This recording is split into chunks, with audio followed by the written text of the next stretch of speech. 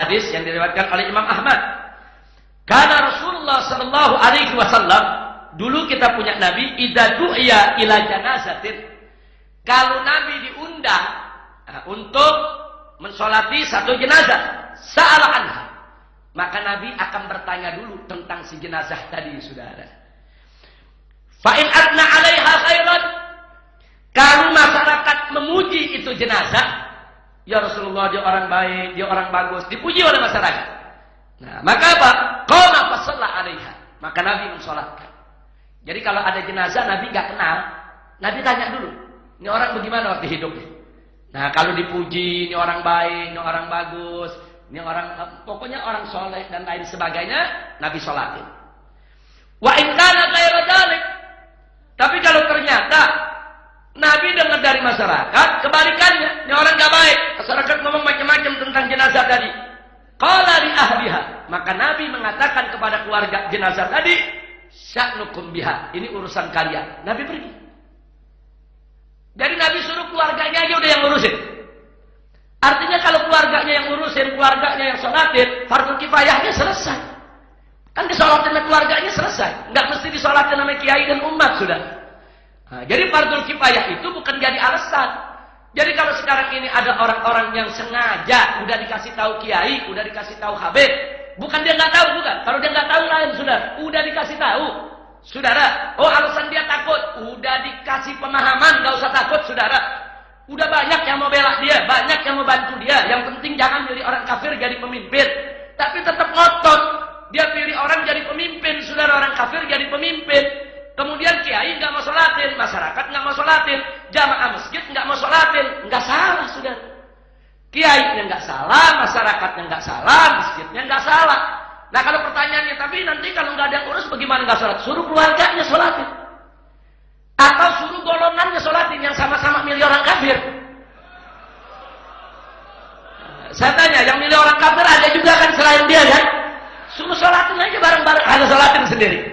Lu yang mandiin, lu yang kafanin, lu yang sholatin, lu yang kuburin. Gua nggak mau ikut.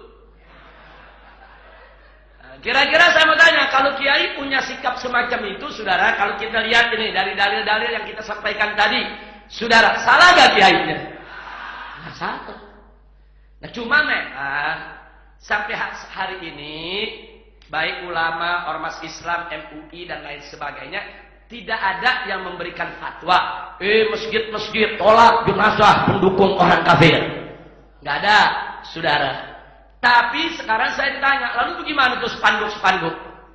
Nah, spanduk-spanduk ditulis di masjid-masjid. Saya jawab, itu bukan fatwa ulama, itu keputusan pengurus masjid. Lah pengurus masjid punya hak untuk bikin keputusan. Dia ada imamnya, ada ketuanya, ada jamaahnya, rame-rame rapat musyawarah, sepakat jangan terima jenazah yang mendukung orang kafir jadi pemimpin. Ya kita mesti hormati keputusan pengurus masjid. Kira-kira jelas tidak? Jadi saya tidak berfatwa, tapi saya memahami kalau ada masjid dan musala yang punya keputusan semacam itu. Saya juga tidak berfatwa untuk mengajak orang, enggak.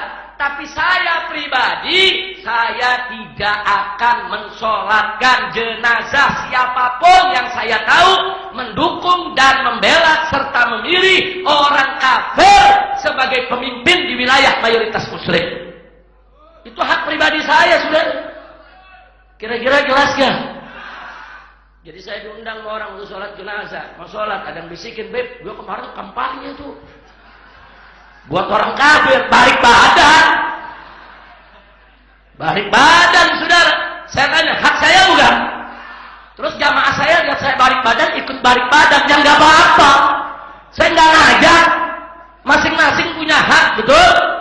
Nah kalau yang mau sholatin, ya sholatin aja. Kalau memang dia yakin sholatnya bermanfaat, diterima, atau untuk memenuhi fardu kifayah, ya silakan, dia ada keluarganya, suruh sholatin keluarga. Dia punya golongannya yang sama-sama kampanye, suruh sholatin bareng-bareng. Kira-kira jelas tidak? Nah, jadi dalam persoalan ini jangan kemudian kita dikatakan, wah ini mempolitisasi agama, ini mempolitisasi ayat Quran. Enggak, ini petunjuk Allah dan ini amalan Nabi, saudara. Tapi kalau ada orang yang nggak jelas dia munafik atau bukan, nggak boleh kita tuduh dia munafik. Nggak boleh kita tuduh dia macam-macam. Bukan hanya dalam perkara yaitu soal pilkada ini, bukan. Saya disuruh mensolatkan seseorang, terus ada yang bisikin, "Beb, ini semalam matinya di atas perut pelacur. Dia berzina, dia mati. Nggak bahaka sama solatin, saudara. Suruh keluarganya aja solatin, suruh silakan yang lain jalankan fardhu kifayah. Saya balik badan. Itu hak saya. Kenapa? Karena begitulah Nabi memberikan contoh. Tadi kan kita bacakan itu, yang diriwayatkan oleh Imam Ahmad, saudara. Kalau ada jenazah, Nabi nggak kenal, Nabi tanya, bagaimana jenazah ini? Nah, kalau pada jawab, oh ini jenazah orang baik, Habib, Masya Allah, meninggalnya juga husnul khotimah. Dia sudah sakit selama 2 bulan, zikir terus mendekatkan diri kepada Allah. Dulunya memang dia suka berbuat maksiat, tapi 2 bulan ini Masya Allah, dia baik-baik, ada memberikan kesaksian. Kita ikut sholatin, saudara. Berkah, kita mensolatkan dapat barakahnya juga, saudara. Nah, tapi kalau orang memberikan, ini semalam matinya bunuh diri, ini semalam matinya di atas perut pelacur, ini semalam habis mabok ngusap di got dia mati, nggak bakal sama sholatin, saudara. Nah, apalagi ada yang bilang, "Beb, ini kampanye nih, ini dia nih, yang bayar-bayar warga nih supaya pilih orang kafir." Wah, 7 turunan juga saya nggak mau, sudah. Masya Allah, kira-kira jelas tidak? Jelas tidak?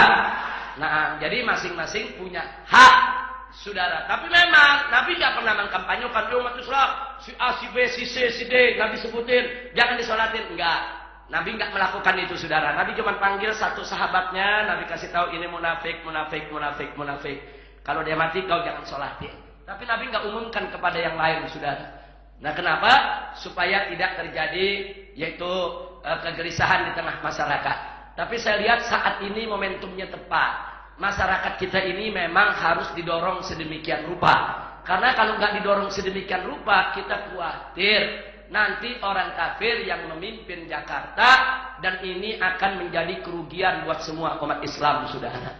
Nah, maka itu berkenaan dengan itu, saya hanya mengatakan, saya hanya bisa menjawab bahwa setiap masjid dan mushola berhak untuk imam dan jamaahnya tidak mensolatkan, saudara, jenazah mereka-mereka yang terbukti nifaq, atau dalam konteks apa yang sedang kita hadapi soal pemilihan ini, yang terbukti terang-terangan, yaitu nggak mau ikut ulama, nggak mau ikut habaib, nggak mau ikut yaitu para ustaz, dia tetap membela, mendukung, saudara, dan memilih orang kafir sebagai pemimpinnya. Maka masjid-masjid yang menolak, musola yang menolak, jangan kita salahkan.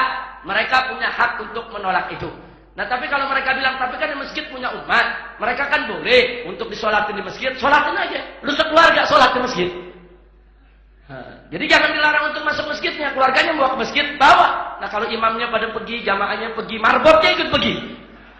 Ya, jangan disalahin. Jangan disalahin, masjid boleh dipakai, saudara, itu milik umat. Tapi jangan nyalahin kalau imamnya pergi, marbotnya pergi. Kira-kira jelas tidak? Jelas tidak? Nah, kira-kira jamaah di sini mau ikut yang mana? Mau ikut nyolatin apa enggak? Masing-masing. Nah, saya enggak kampanye, enggak, saudara. Tapi sikap saya dalam soal ini jelas. Nah, tapi enggak apa-apa kita beda pendapat. Mudah-mudahan Allah berikan kita kemenangan.